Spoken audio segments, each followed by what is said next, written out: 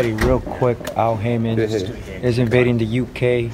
He has a partnership with IFTV. What's your reactions towards that? It's good news. I think he's doing quite a few pay-per-view fights.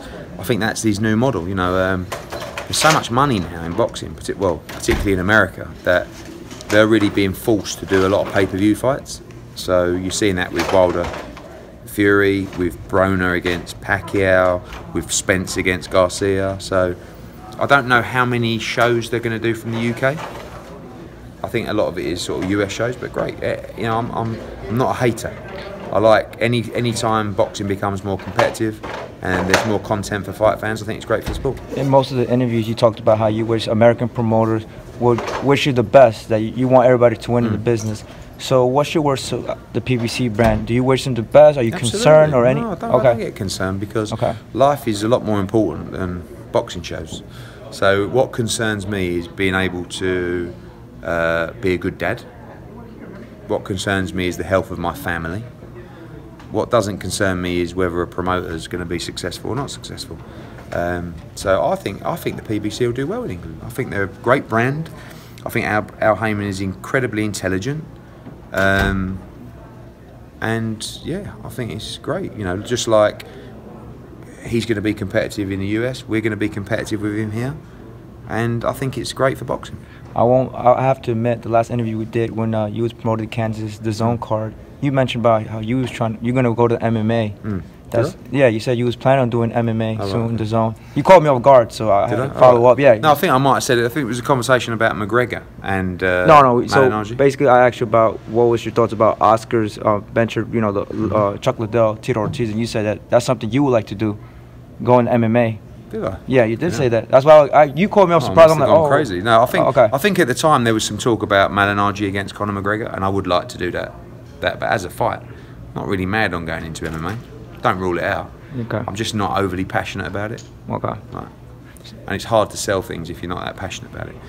You know, like if you sell photocopiers, right? Okay. And you're working for this photocopying company, and they produce shit photocopiers, right?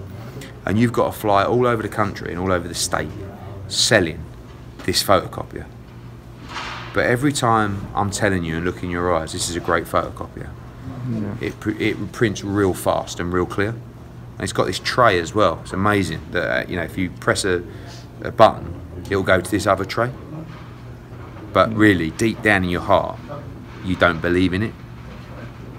When you're selling that, I could see in your eyes that you don't really believe it. So, and that's a little bit like Oscar when he was selling the MMA event. You know, deep down, he's not an MMA man. Like Dana White is an MMA man, and I think Dana White would have the same problem in boxing. Dana White is not a boxing man, so I can't sell MMA like I can sell boxing, because I believe boxing is the greatest sport in the world. Okay. So when I'm talking about it, when I'm telling you about a fight night, when I'm telling you about fights, I'm excited, I'm loving it, and that will come across in the sales pitch. You was correct with your pay-per-view estimations when we talked last time. Thank you very much. Around 300, 350, 325. Apparently. So has the offer, is it going to be the same offer that you're going to... No, we'll increase the offer, but I don't know whether Wilder wants the fight. You know, he says that Joshua's running from the fight. Now he says Joshua's begging for the fight. You can't be running from the fight and begging from the fight. It's one or the other. So I just want Joshua to have the chance to be undisputed heavyweight champion of the world. And the only way that can happen is if those two fight each other. There is an attractive rematch. It's a big fight. But it all depends what Wilder wants. Does he want to create a legacy? Does he want to be an undisputed champion, or does he want to fight Fury? I mean, they're very different fights. The Fury fight's going to be very tricky. Wilder's not going to get hurt in that fight. But against Joshua, someone is getting brutally put to sleep. Yeah. So maybe he don't want that kind of risk. Maybe he wants to. He just feels like he could box with Fury and hopefully knock him out. But I don't know what his aspirations are in his life. Lastly, was the draw the best outcome for boxing heavyweight division, knowing that it doesn't necessarily have to do around Joshua? It could also do, you know, the Millers of the world, the Furies of the world. They want to pretend that Joshua doesn't exist. Okay. You know, oh, who needs Joshua? Who needs Joshua? He's the #1 heavyweight with all the belts. Have you seen when he fights? Have you seen the spectacles? Yeah, of course. Trust me. 80 down, yeah. So but it's great for the whole division. The division's not about Anthony Joshua. It's not about Deontay Wilder. It's about the heavyweight division. It's about Tyson Fury, Luis Ortiz, Dillian Whyte, Chisora, Jarrell Miller. You know, it's about the division being so stacked and deep right now. And whenever there's a boom in the sport of boxing, it generally comes from that division. Thank you for your time, man. I will let you go. Thank you, Eddie, good to see you, man. Hey, man.